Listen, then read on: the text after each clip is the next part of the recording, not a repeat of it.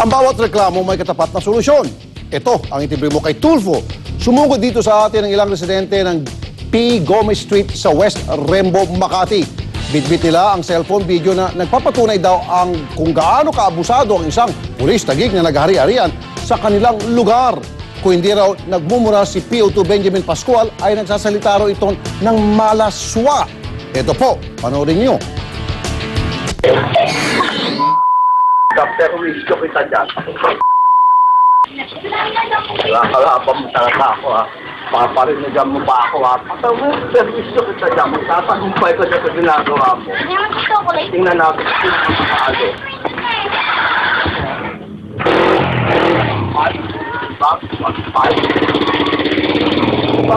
Araw-araw po nagpaparinig ng kabastusan sa kapwa-tao niya. Tapos palagi pong nananakot. Palagi niya pong sinasabi magpapatay ng tao, magbabaril. Ang problemang ito, makakausap po natin si Colonel Tomas Apolinario, ang hepe ng Taguig Police. Magandang umaga po, Colonel. Magandang umaga po, Mr. Tulfo. Okay, ito pong si PO2 Benjamin Pascual. Tauhan niyo po ito, sir, ano? Opo, napag-alaman ko po na siya po ay nakatalaga sa aming Police Community Precinct 6. Mukhang, sa amin po yan. mukhang maluwag na po yung tornilyo, baka pwedeng pasikip-sikipan po. Anyway, seryoso na po itong usapan natin. Masyadong napakabusado po ito. Araw-araw sa ginawa ng Diyos, tuwing umaga, palagi po siya nagkikipag-away sa kanyang mga kapitbahay, pinagmumura niya ang kanyang mga kapitbahay. At kuminsan naman po, pag walang magawa, nagsasalita po ng mag-isa at nagsasalita ng mga malalaswa. Ano po ba nangyari dito sa tauhan yung ito, sir? Kayo po ba'y gumagawa ng regular na drug testing sa inyong mga tauhan? Yan nga po ang lagi kong sinasabi sa kanila kapag meron kaming mga Saturday inspection na dapat maano ang kanilang disiplina at pasensya. Okay. At lalo-lalo na huwag magsalita ng mga kung ano mga ikakasira nila at ng PNP, lalo na po sila ay parang public figure po. So, hindi po namin tinotolerate yan. Kung meron pong magko-complain, papuntahin po sana sa amin para magawa po namin action. Pwede po nating anuhan niya ng administrative case. Kung criminal case po naman, kung talagang nakita natin na may prueba na pwede po rin itong sampahan. I'll tell you what, ganito pong gawin niyo, sir, kung pwede na po. Patawag niyo siya sa inyong opisina and then on the spot, magpagsagawa kayo ng neuropsychiatric exam sa taong ito dahil mukhang may problema sa pag-isip na siguro. And then, pangalawa, isa-ilalim po siya sa isang drug testing. How's that? Opo, yun po ang aming gagawin na para makita po natin ang kung bakit ganyan ang attitude ng police. Kung hindi man po siya rin, ang ating kapulisan po. Pero hindi ko pa masyadong na ano yan. Ngayon lang po, kahilingin ko rin po na yung nagko-complain ay pumunta po sa opisina ko para ating We'll do that, Colonel. Pero for the meantime, Colonel, please lang, kausapin nyo, sasabihin nyo kay police na itong kay Benjamin Pascual, wag na muna magwala, wag magkalat, di ba? Dahil hindi po magandang ginagawa niya. Nakakasira po sa PNP, sir, Colonel. Okay, sir? Totoo po yun. Totoo po yung sinabi. At gagawin ko po yung ating yung aming SOP, ganyan po ang ating gagawin. Tulad po ng sinabi niyo kanina. Okay, maraming salamat po, Colonel Tomas Apolinario, sir. Sige po, maraming salamat po at sana po ay continuous po ang ating pagtutulungan kahit sa community po. Yes, sir. Dito sa itimbre mo kay Tulfo, ang inyong mga reklamo agad na may solusyon. Naalala niyo pa ba si Mang Teodoro Marzal Jr.?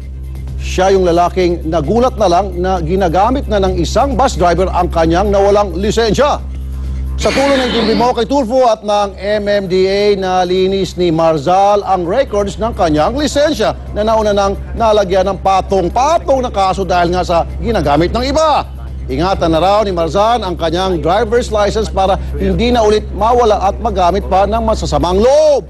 Inimbestigahan na rin ng MMDA at LTO kung paanong nagamit ng iba ang kanyang lisensya. Maraming salamat po sa balitang tapat at sa itimbre mo kay Tulfo, kay Sir Rapi.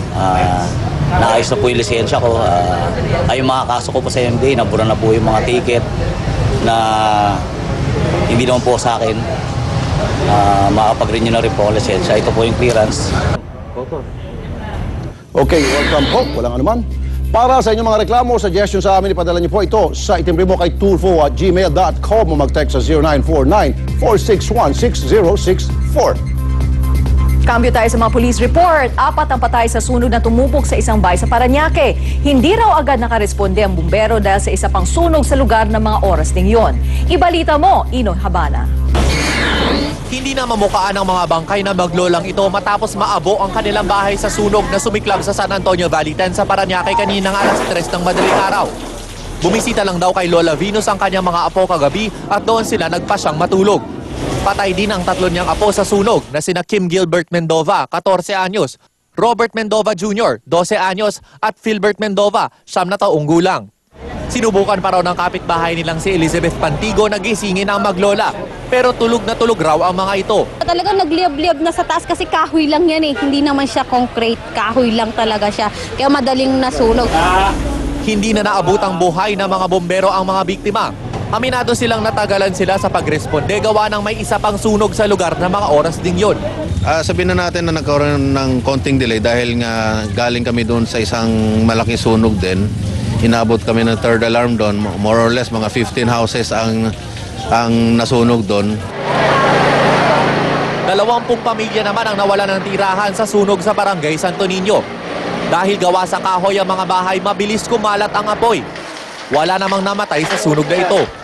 Inaalam pa ng mga bombero ang totoong sanhi ng dalawang magkasunod na sunog. Ino Habana, News 5. Bukod sa magkasunod na sunog sa Parañaque, sumiklab din ang isa pang sunog sa tindahan ng mga pambalot ng paputok sa Santa Maria, Bulacan kagabi. Sa cellphone video na ito, kitang-kita kung paano nilamon ng apoy ang tindahan.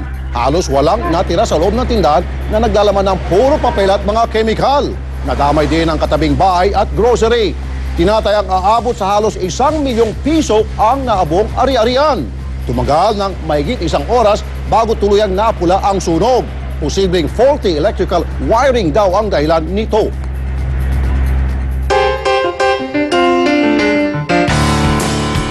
Narito na ang kwenta ng mga tanong na may kwenta at may kwento ang kasagutan.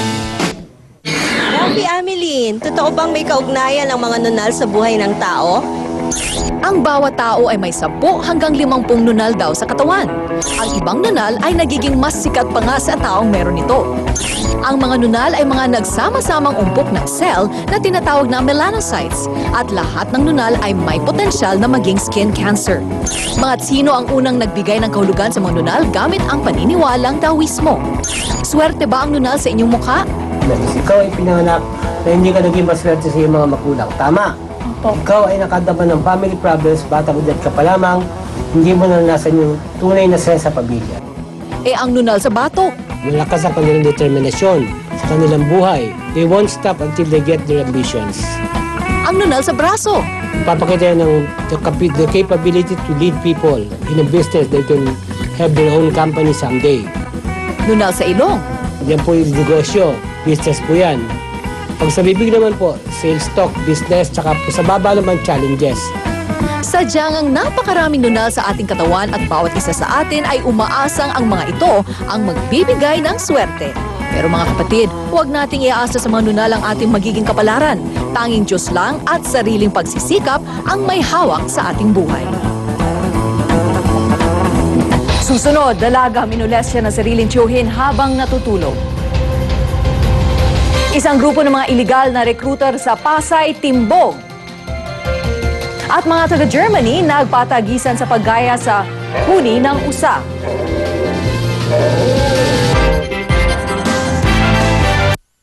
Mamay